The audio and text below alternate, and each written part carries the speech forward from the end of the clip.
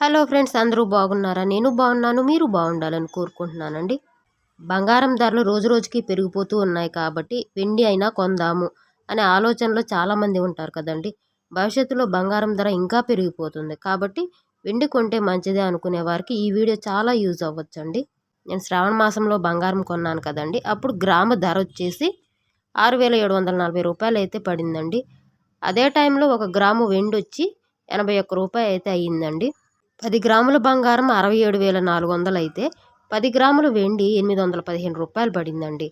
ఇప్పుడు ఒక గ్రాము బంగారానికి 82 గ్రాముల వెండి అయితే వస్తుందండి. మనకి బంగారం 1 గ్రామే వస్తుంది, ఇక్కడ 82 గ్రాముల వెండి అయితే వస్తుంది. కాబట్టి చాలామంది వెండి కొనాలని ఆలోచిస్తారు. ఇన్వెస్ట్మెంట్ కోసం కొంతమంది బంగారం కొనుక్కోవాలనుకుంటారు, కొంతమంది వెండి కొనుక్కోవాలనుకుంటారండి. కానీ 1 గ్రాము బంగారం కంటే 82 గ్రాములు వెండి వస్తుంది కదా అని చాలామంది వెండి కొనాలని అయితే ఆసక్తి చూపిస్తారు. 10 సంవత్సరాల పాటు వెండి మీద ఇన్వెస్ట్మెంట్ చేసేవాళ్ళు ఉంటారండి. ఒక 10 సంవత్సరాల పాటు కొంచెం వచ్చినా కానీ బంగారం మీదే ఇన్వెస్ట్మెంట్ చేసేవాళ్ళు ఉంటారండి. అయితే బంగారం విలువ బంగారానికి ఉంటుందండి, వెండి విలువ వెండికే ఉంటుంది. బంగారానికి ఉన్నంత విలువ వెండికి అయితే ఉండదండి. బంగారంతో మనం నగలైతే చేయించుకోవచ్చండి, అదొక ఉపయోగం ఉంటుంది. ఇంకా స్థలము, ఇంటి కోసము, మనకు అత్యవసర సమయాల్లో కూడా ఈ బంగారం అయితే ఉపయోగపడుతుందండి. గోల్డ్ లోన్ తీసుకొని మనం ఆ అవసరాన్ని కట్టు పెట్టుకోవచ్చండి. తర్వాత మనం ఇన్స్టాల్మెంట్ లెక్కలో మనం ఆ అప్పు అయితే తీర్చేసుకోవచ్చు. వెండి మీద ఇన్వెస్ట్మెంట్ చేసేవాళ్ళు జ్యువెలరీస్ కూడా అంత బాగోవు, చేయించుకోరు కూడా. వెండి పూజా సామాగ్రి కొనేవాళ్ళు చాలా తక్కువ ఉంటారండి. ఎక్కువ శాతం మాత్రం పూజకి ఇత్తడినే ఉపయోగిస్తారు.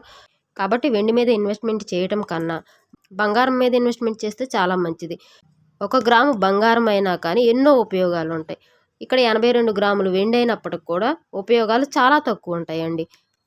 మనం అందరం వింటూనే ఉంటాం కదండి గోల్డ్ లోన్ అని, అంతేకాని సిల్వర్ లోన్ అని ఎక్కడా వినం కదండి. అరగ్రామైనా బంగారం మీదే ఇన్వెస్ట్మెంట్ చేస్తే ఎన్నో ఉపయోగాలు ఉంటాయండి.